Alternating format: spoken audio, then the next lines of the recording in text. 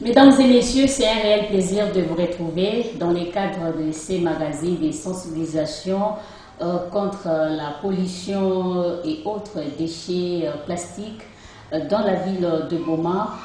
Nous sommes très heureux de vous retrouver dans le cadre de ces magazines produits par la Dynamique pour le droit, la démocratie et le développement durable D5 HPL. C'est cette organisation qui produit ces magazines en vue de nous sensibiliser dans le cadre de la lutte. Connaître, n'est-ce pas, le méfait, sinon les conséquences lorsque nous, populations, nos communautés, nous comportons mal, nous ne savons pas comment gérer tous ces déchets plastiques, tous ces plastiques que nous utilisons chez nous, à domicile, peut-être dans notre milieu de travail, un peu partout, on retrouve des déchets plastiques. Et donc on va, n'est-ce pas, comprendre le méfait de tous ces déchets et lorsqu'ils sont mal gérés. Et avant d'entrer dans le vif de cette émission, vous allez retrouver Igor Sombo. C'est avec lui que nous présentons cette émission. Et comme invité, nous avons la présence du secrétaire général adjoint et chargé de l'administration et finances de la D5, Maître François Ngoma, que nous saluons. Également la présence du chargé des programmes, Maître Germain Mbambi. Présence des déchets plastiques dans le cours d'eau, des charges dans des poubelles domestiques, dans la rue, un peu partout. Les plastiques sont en train d'envahir notre environnement. Aujourd'hui, la D5 s'élève pour sensibiliser la communauté. Mais quelle est votre motivation justement? Quel est l'état des lieux que vous avez fait dans la ville de Goma et son environnement pour qu'aujourd'hui vous puissiez vous lever pour sensibiliser la communauté? En fait, la D5 se rendit compte qu'il ne s'est pas réellement un sérieux problème. Parce qu'actuellement, le monde parle beaucoup plus du changement climatique. Lorsqu'on parle de changement climatique, on voit plusieurs facteurs qui entrent en ligne de compte pour parler de ça. Et entre autres, il y a ces phénomènes qu'on parle actuellement de la pollution plastique. Et l'industrie de la plasturgie constitue l'une des plus grandes industries actuelles. Et que partout dans les pays, à travers le monde, les opérateurs économiques utilisent beaucoup plus ces aspects des choses-là. Et nous, population, nous consomment. Alors, la D5 s'est rendu compte que lorsque la consommation en termes d'usage plastique est tellement grande, mais la population ne sait pas gérer ce genre d'histoire. Et lorsque vous parcourez la ville, le différent quartier, le différent du potoir, vous allez vous en rendre compte qu'à chaque 1 mètre, il y a réellement des déchets plastiques. Soit dans des caniveaux, soit dans les cours d'eau qui nous entourent, la rivière de Kalamu, Ikabondo. Et lorsque nous avions parcouru le point chaud dans le ville, que ce soit dans toutes les communes, nous nous sommes rendus compte que les déchets plastiques peuvent devenir une nouvelle nature qui nous entoure. Et ça constitue un problème. Il faudrait arrêter par rapport à ces gens d'histoire. Il faudrait informer la population de comprendre le méfait qui découle de ce que nous consommons au jour le jour et par rapport à nous-mêmes en tant que personnes et par rapport à l'environnement.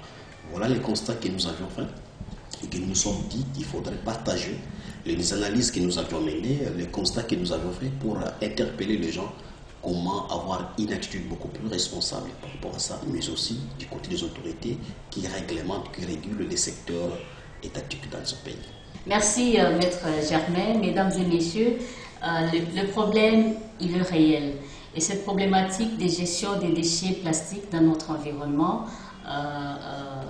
cette question mérite d'être débattue dans ces magazines et nous saluons et félicitons l'initiative de la D5 qui voudrait qu'aujourd'hui, les Baumatraciens puissent être informés, tout d'abord informés, et en même temps éduqués et sensibilisés face à ces fléaux, sachant que la D5 c'est une organisation avant tous les droits, et nous aimerions également connaître est-ce qu'il y a des dispositifs légaux.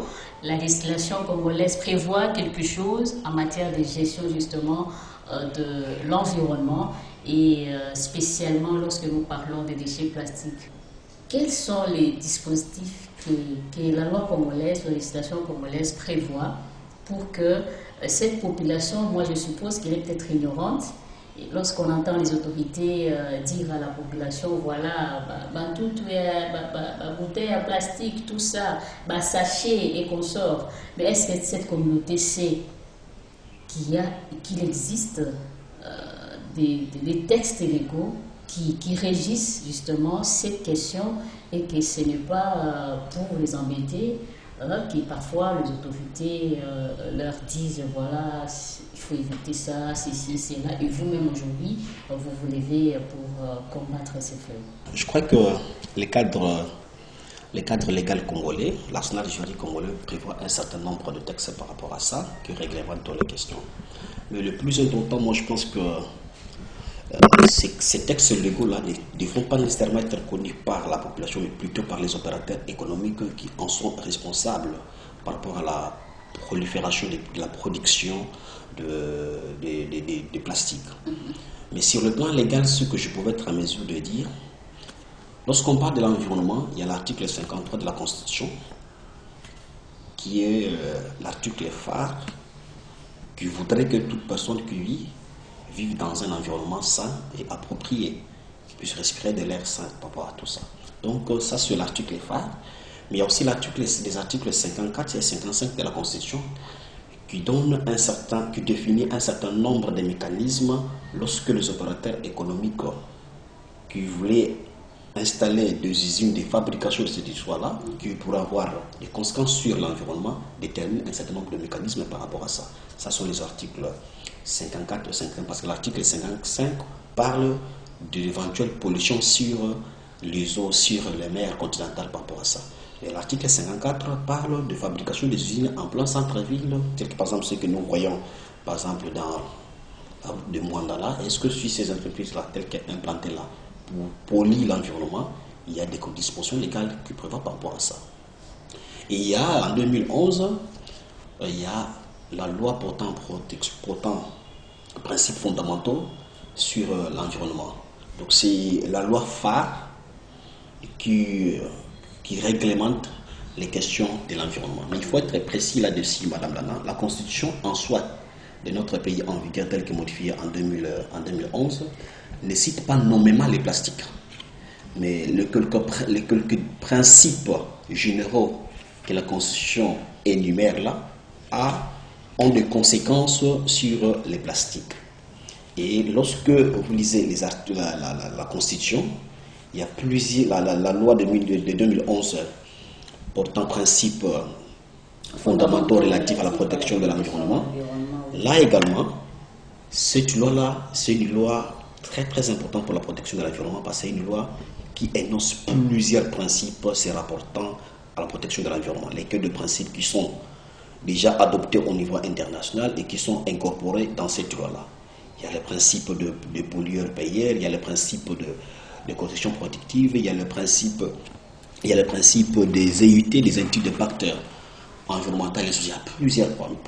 Et ces mêmes lois-là instituent un certain nombre de services étatiques qui devaient être mis en place pour accompagner l'État à bien assainir l'environnement.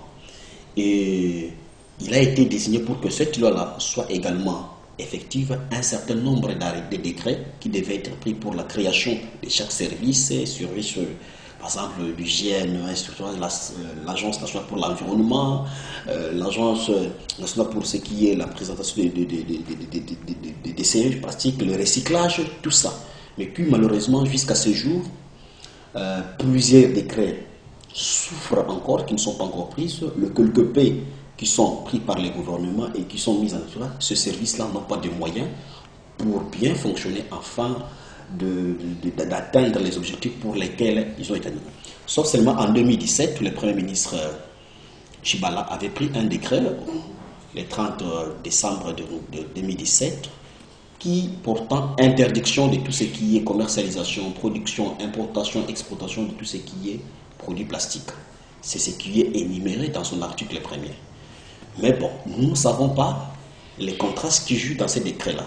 Lorsque vous lisez son article premier, il énumère ce qui ne doivent pas être fabriqués ou importés en République démocratique du Congo, entre autres tout ce qui est plastique, dans son ensemble.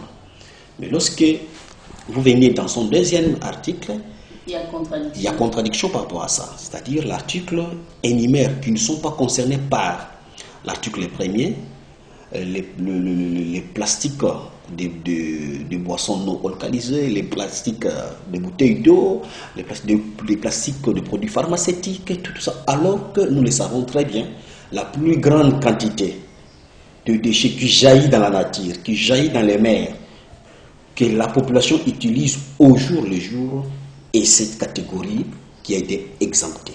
Donc sur le plan de droit, la RDC n'a pas évolué, mais plutôt la RDC a reculé et a légalisé, entre guillemets, l'utilisation de plastique. Et alors que ça pose problème. Parce que vous allez vous en rendre compte que sur le plan environnemental, tout comme par rapport à la nature, vous allez vous rendre compte que si dans la ville de Boma, nous avions 1000 ménages, nous avons 10 000 ménages, c'est au moins chaque jour, chaque ménage utilise un sachet plastique. Parce que la maman doit faire les marchés, elle aura acheté les sachets pour amener ces histoires-là. Vous irez dans des supermarchés, il y a les enfants qui doivent acheter les beignets, ils les mettent toujours dans des sachets. Et ça pose problème.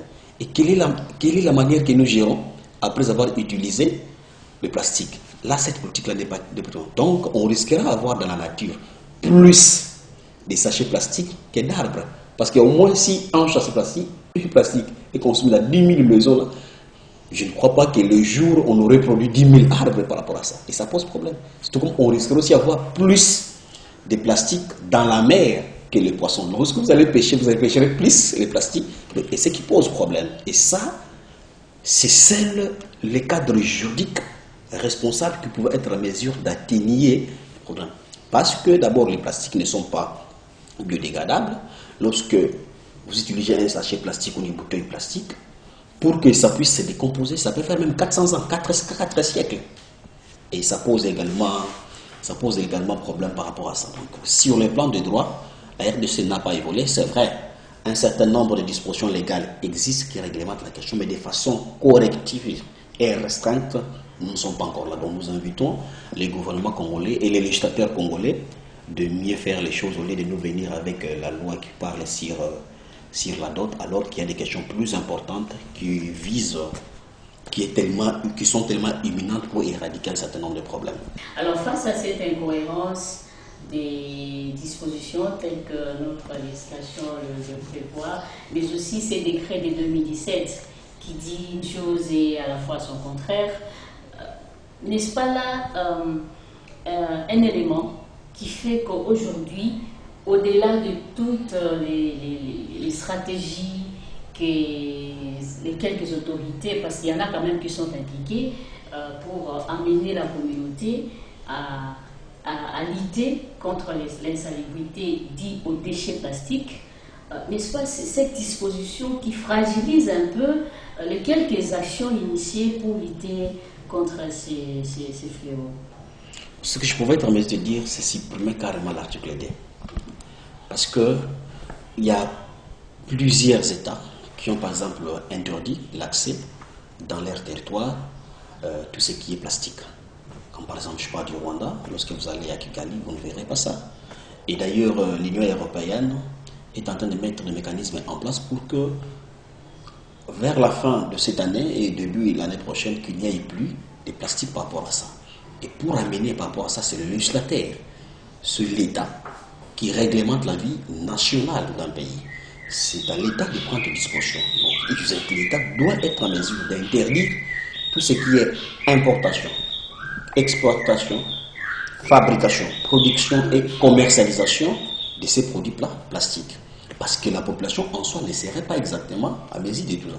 Tout ce que nous pouvons être en mesure de demander à la population, c'est comment cette population devait préserver son environnement. Comment cette population devait préserver sa santé humaine. Parce que la population doit être informée. Qu'en utilisant le plastique, à chaque fois que vous achetez les beignets et vous en mangez, à chaque fois que vous achetez de l'eau et que vous en prenez, le fait d'être en contact direct avec ces plastiques-là crée des conséquences néfastes dans la santé humaine. Et ça, la population devrait être informée. La population peut être en mesure de comprendre que lorsque j'utilise tel aspect, par exemple, les plastiques de genre, de chasser, tout ça, comment je dois être en mesure de gérer ça d'abord chez moi, à la maison. Ça, c'est une question. De l'autre part, lorsque la population ne pouvait pas garder indéfiniment ça chez lui, où il faut déverser ça pour préserver l'environnement. Et ce n'est pas à la population, ce n'est pas à moi, de dire, bon, voilà tel endroit que nous allons construire. Non, non. Ça relève des services de l'État. Il faut définir des endroits pour déverser ce genre de soins-là. Parce que malheureusement, ce que nous constatons, puisque ce n'est pas interdit et que nous les utilisons, c'est que nous constatons, quand les gens achètent et utilisent, ils achètent ça dans la plupart des dépotoirs qui sont vers les cours d'eau. Et vous allez vous en rendre compte que dans les temps qui viennent, il y aura des gens qui vont passer pour incinérer. Et ça pose problème parce que lorsque vous brûlez ça, lorsque vous incinérez ça, c'est tellement mélangé. Il y a des bouteilles en plastique, il y a toutes sortes de déchets plastiques que nous connaissons, lesquels qui ne sont pas biodégradables. Et la conséquence, c'est quoi? Ça pollue de fumée. Et ces fumées-là, c'est des dioxines. C'est que lorsque vous respirez ça, ça crée des problèmes sanitaires.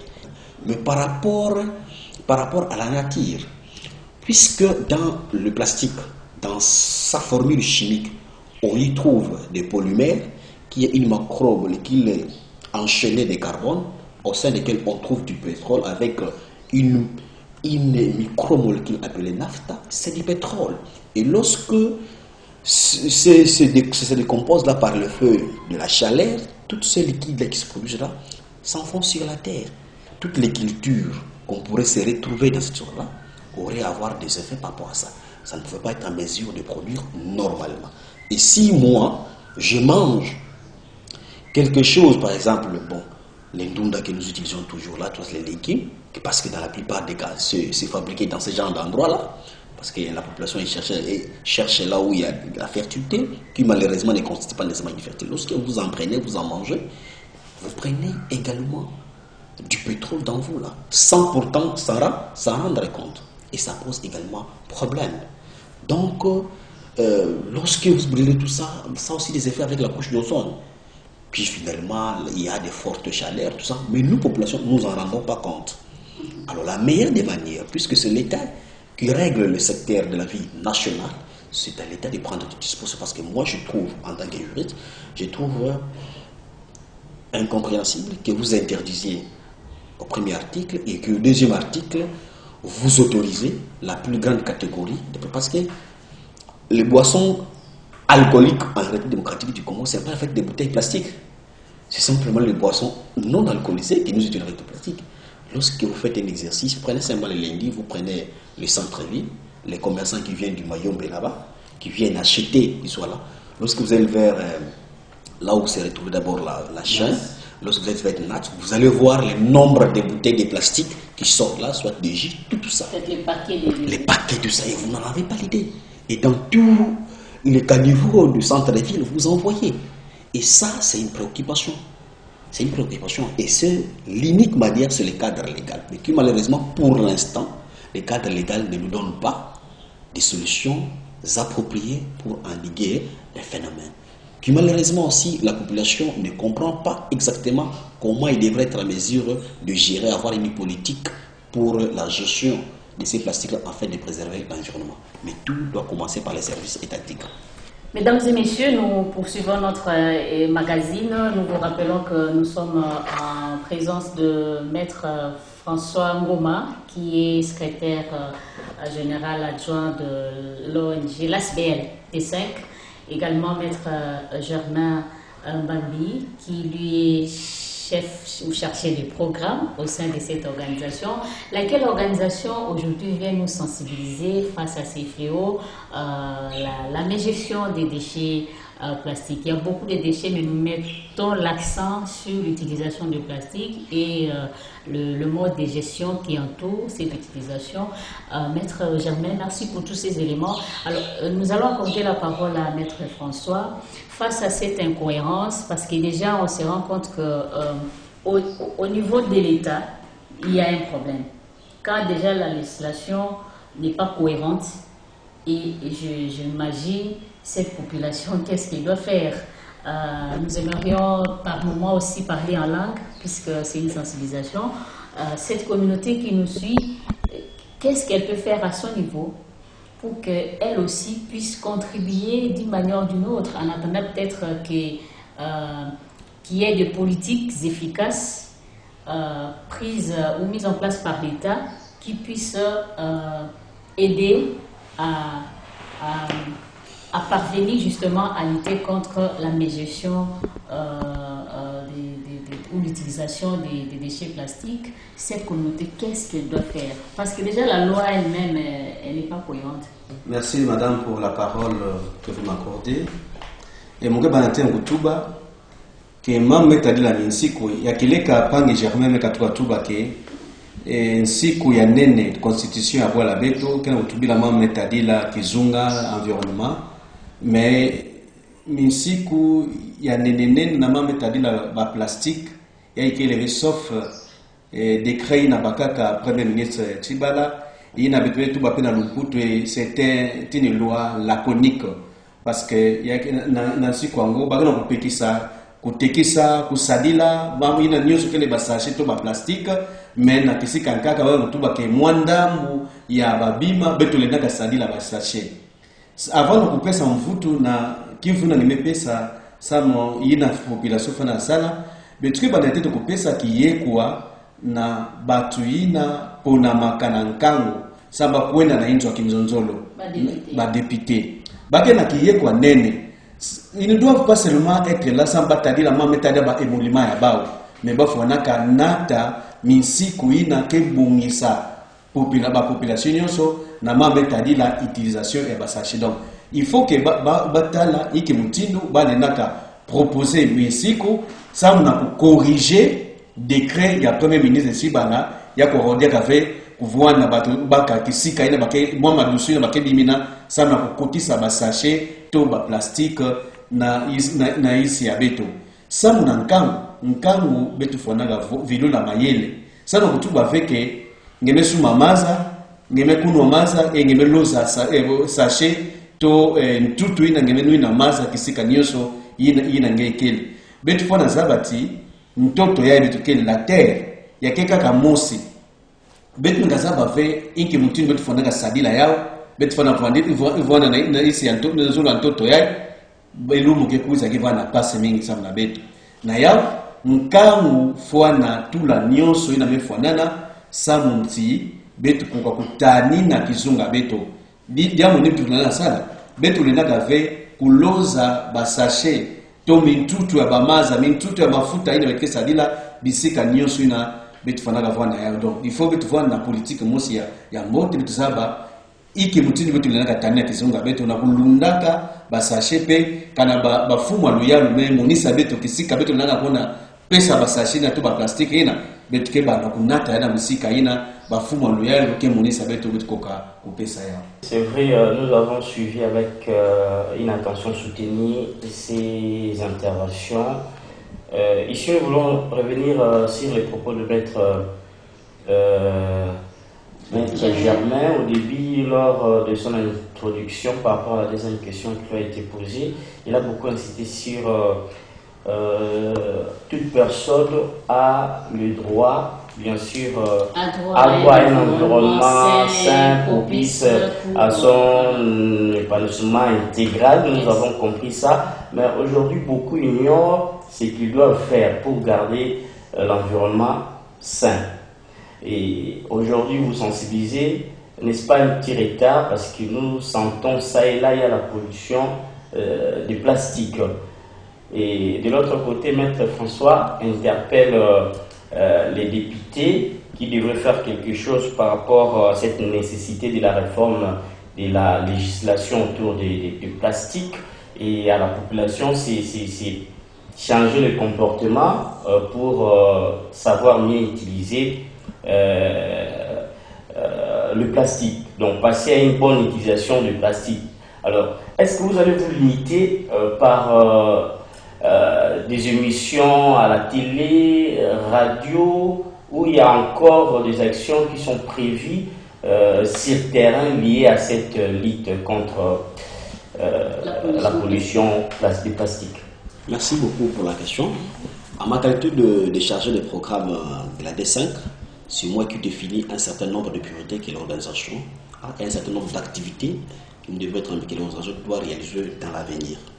Et je peux vous rassurer que notre activité ne veut pas se limiter ici dans les chaînes de télévision ou des radios.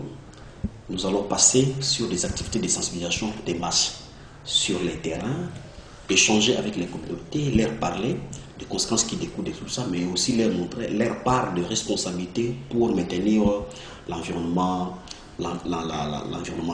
salubre, tout ça pour éviter toutes sortes de maladies qui pourraient en découler. Parce que le plus important, si nous avons choisi la radio tout comme la télé, parce que c'est aussi un moyen de communication. Nous avons estimé qu'il faut d'abord commencer par ces canaux de communication pour que la population s'en rende compte.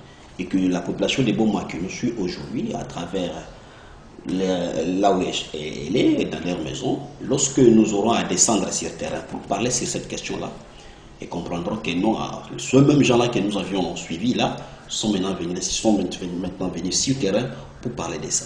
Parce que il faut toujours informer. Il faut toujours informer. C'est vrai, il y a déjà la pollution passée par là, comme vous le dites, M. Igor, mais les problèmes sont faits pour les hommes, et que ce sont les hommes qui sont appelés à résoudre, à trouver des solutions par rapport à ces problèmes. Le problème est réel. Les plastiques dérangent l'environnement. Les plastiques dérangent la nature. Les plastiques dérangent les santé de plusieurs personnes. Est-ce que, puisque le problème est là, il faut se limiter par là, il faut se laisser faire? Non. Et entre autres, parmi les solutions, la population doit d'abord prendre ses responsabilités. C'est-à-dire, la population doit être à mesure de comprendre. J'ai dans mon bureau, j'ai chez moi des bouteilles plastiques, des châssis plastiques, des emballages plastiques. Après utilisation, la plus grande question qu'elle doit se poser, comment je dois gérer ça? Ce n'est pas à jeter comme nous le voyons en cours de route, et puis les eaux de pluie viennent ravager ça pour amener les gistes dans les eaux. Ce n'est pas comme ça. Mais il faut se choisir deux endroits. C'est-à-dire que ce sont des politiques de coordination. C'est-à-dire au niveau de l'avenir, au niveau des quartiers. Qu'est-ce qui doit être fait? Quel est l'endroit qui pourrait être déterminé pour déverser ces gens du soir, des déchets-là? Parce que sous d'autres essais, il y a des solutions à donner par rapport à ça. Vous allez vous en rendre compte, par exemple, au Ghana.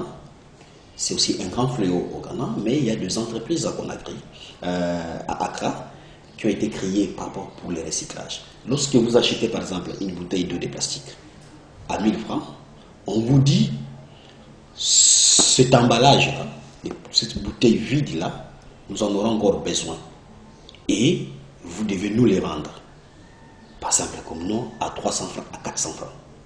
C'est-à-dire que la personne sait, lorsque j'ai acheté ma bouteille canadienne ici, après l'utilisation, ça pouvait encore me donner quelque chose. Et vous en gardez et vous en vendez.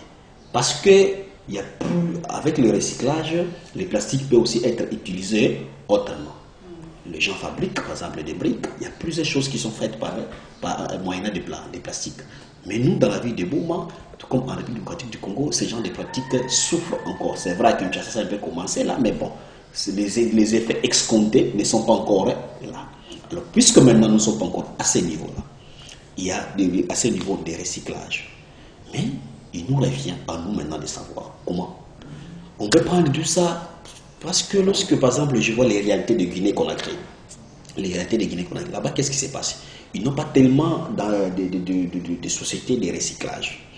Ils disent, bon, ok, ils ont 2 endroits. D'ailleurs, dans chaque quartier, il y a des véhicules qui viennent. Lorsque le constat était tellement fait et que maintenant ils ont dit, non, il faut chercher des solutions. Dans chaque quartier, il y a un endroit où des poubelles où on va jeter les poubelles. Dans les poubelles où on va jeter les plastiques. Et il y a un véhicule du quartier qui vient, tout comme un véhicule de la commune qui vient. Ils ont créé 2 endroits hors la ville pour aller jeter. Des charges publiques. Des charges publiques entre autres, pour aller jeter. Ça sont les réalités de Guinée. Donc nous aussi, en République démocratique du Congo, nous pouvons aussi imiter ce qui est de bonnes habitudes qui se passent ailleurs pour résoudre.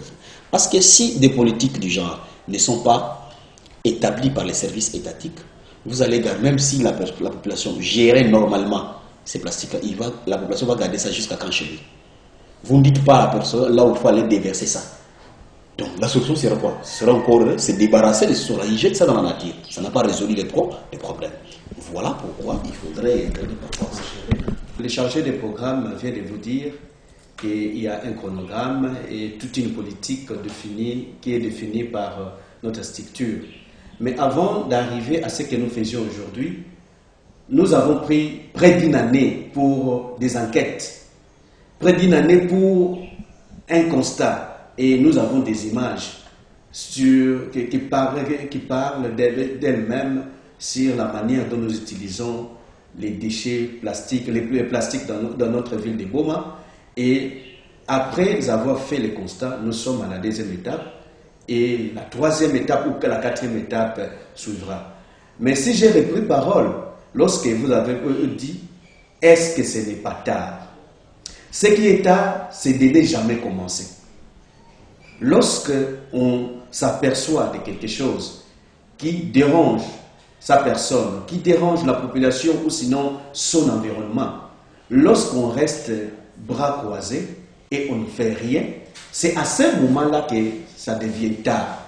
Mais lorsqu'on se rend compte, il y a toujours moyen de commencer. Et ce que nous demandons, pour les autres actions, il faut qu'il y ait une conscience collective. En commençant par les dirigeants, les responsables, les animateurs de l'appareil étatique au niveau national, provincial et au niveau local, mais aussi, comme l'a dit les chargés du programme, une conscience de la population. Et lorsque la population va se sentir concernée dans cette lutte, cela nous faciliterait les autres étapes qui viendront. Voilà ce que je pouvais ajouter là-dessus. Oui, c'est vrai que cette lutte est pour tous les Congolais, bien sûr, mais ici, nous voyons notre environnement immédiat, on parle de la ville de Boma. Mais ici, je vais savoir si réellement l'autorité locale se préoccupe sur cette réalité. Mais sinon, qu'est-ce que vous pensez pour faire impliquer l'autorité, parce qu'elle a le pouvoir de prendre certaines mesures, bien sûr, pour passer à l'alternative. Là, j'espère que Maître Germain pourrait nous dire si c'est possible de collaborer pour mener de grandes actions à Boma avec l'autorité de la place. Ok, je crois que les ONG ont été créées pour accompagner l'État dans l'accomplissement de sa mission.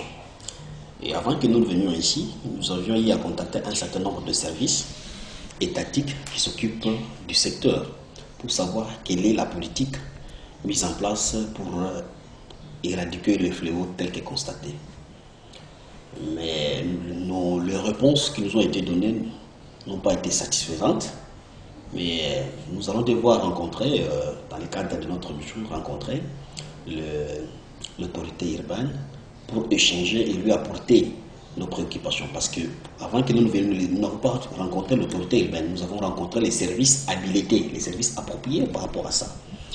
Mais nous en sous-estimons que après cette action-là, dans notre chaîne d'action continue, nous allons devoir rencontrer l'autorité, lui apporter nos préoccupations et les problèmes, et que c'est à ce niveau, peut-être en tant qu'autorité, de prendre des mesures idoines pour voir comment éradiquer les problèmes. Mais éradiquer les problèmes de plastique, il faut des mesures contraignantes. Et lorsque je parle de mesures contraignantes, comme je l'ai dit, c'est entre autres remplacer tout ce qui est plastique par d'autres emballages biodégradables. C'est l'unique moyen, c'est l'unique solution à faire pour éviter ces fléaux-là. Ces fléaux. Mais avant que le législateur ne nous donne une telle loi, nous avons la responsabilité, nous, en tant qu'organisation, de sensibiliser les gens, de voir, d'interpeller l'État pour des politiques, pour des alternatives.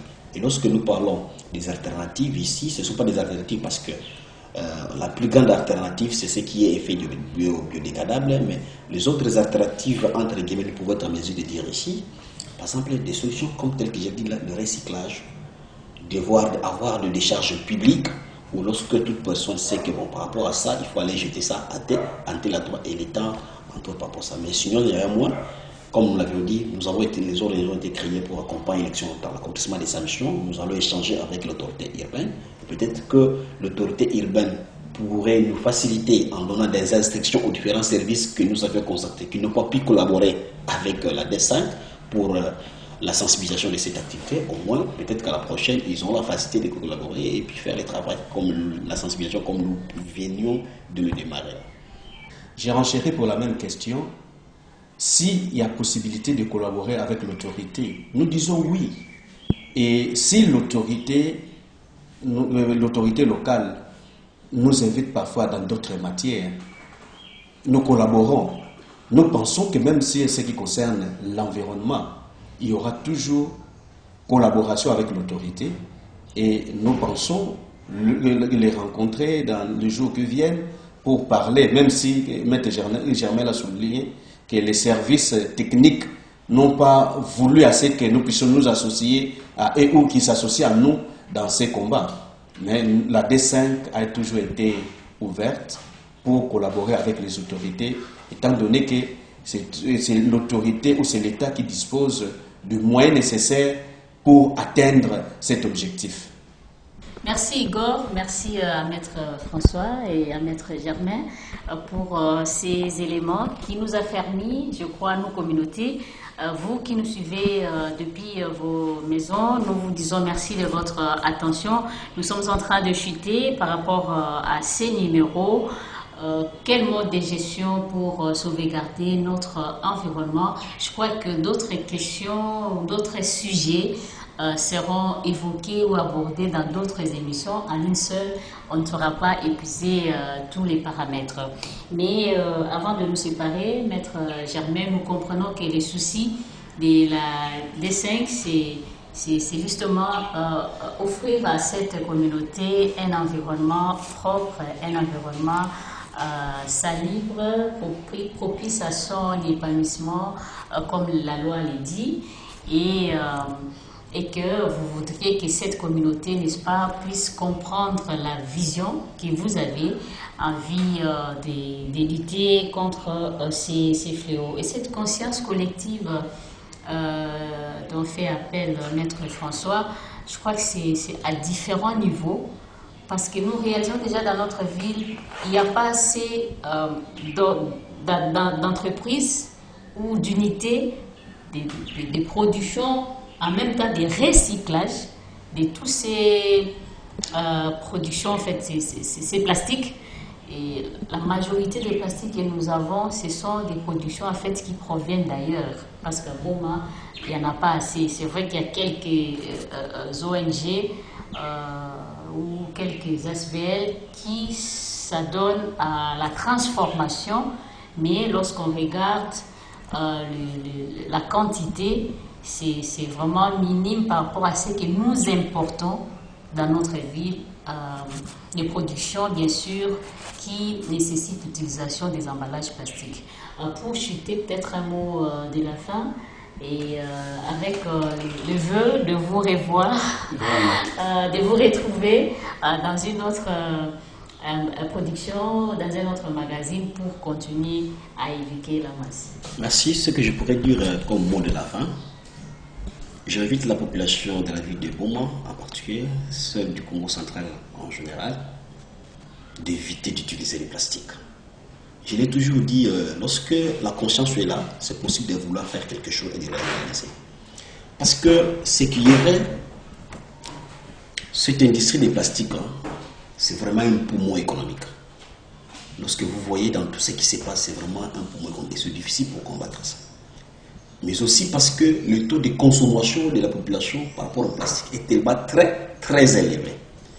Et pour l'homme économique, pour un opérateur économique, l'homme d'affaires, pour lui, c'est une source de ressources, de revenus. Et pourtant, vous utilisez des plastiques vous achetez les plastiques par vos propres moyens, vous achetez les maladies. Donc voilà pourquoi moi j'invite la population d'utiliser peu tout ce qui est plastique là. Il y a d'autres alternatives. Avant, on vivait sans plastique. On est aussi possible de vivre aujourd'hui sans plastique, d'éviter. Ça, c'est de deux.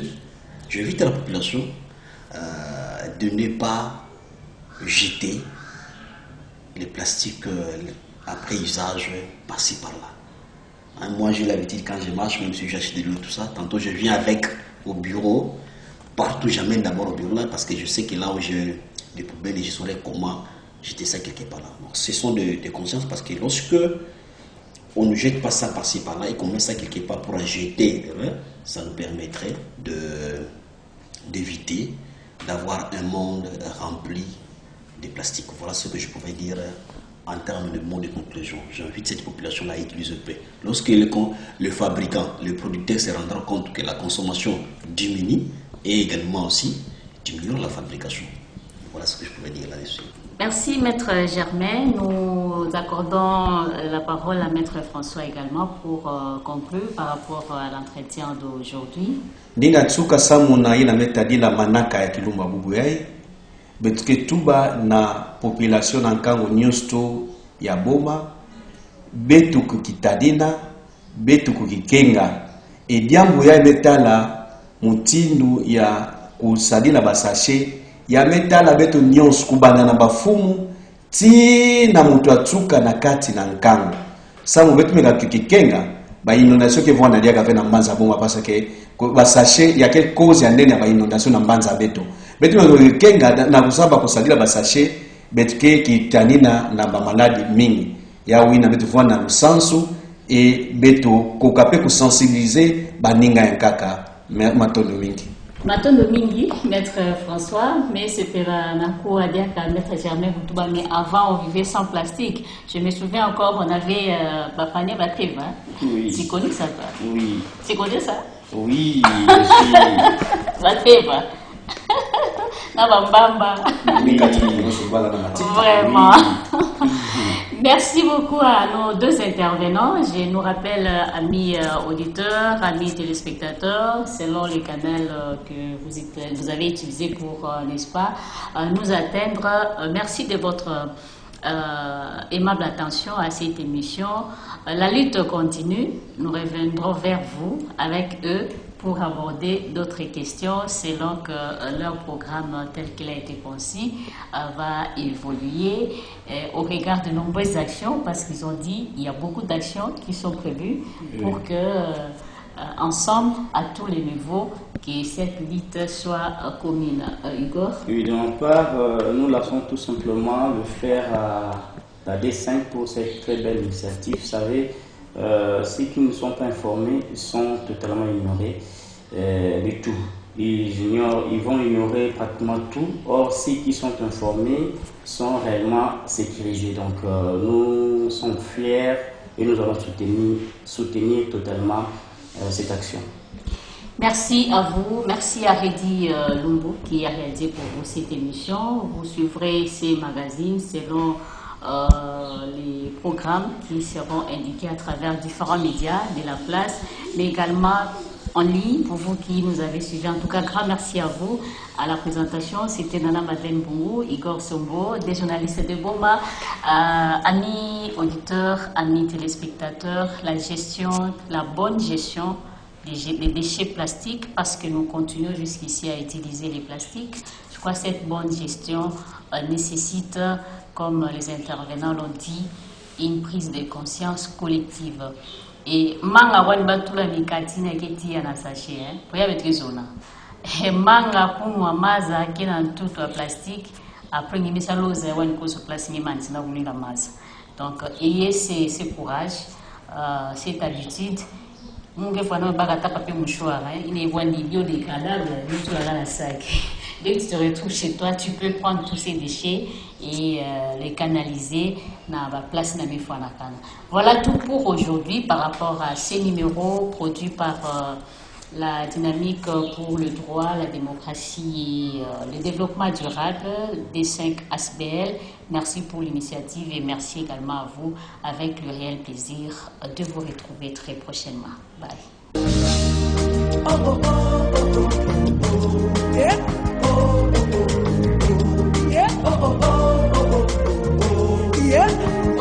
Say,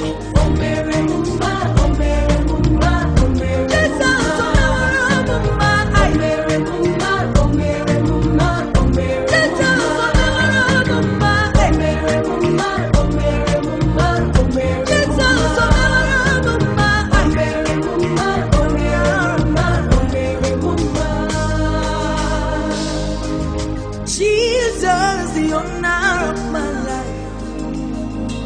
With you, all things are made possible. Oh, Jesus, hallelujah. If you do nothing else for me, you have done